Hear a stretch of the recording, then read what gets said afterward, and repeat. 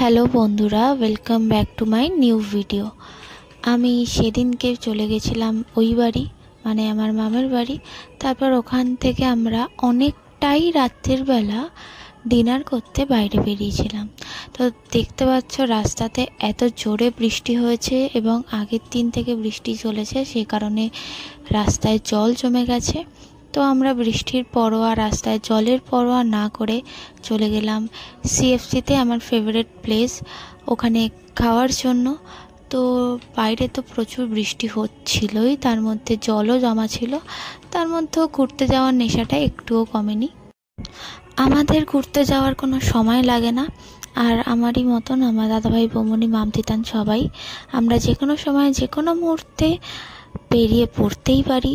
তার জন্য জায়গা, সময় কিছুই আমাদের কাছে ম্যাটার করে না। তো দেখো, আমরা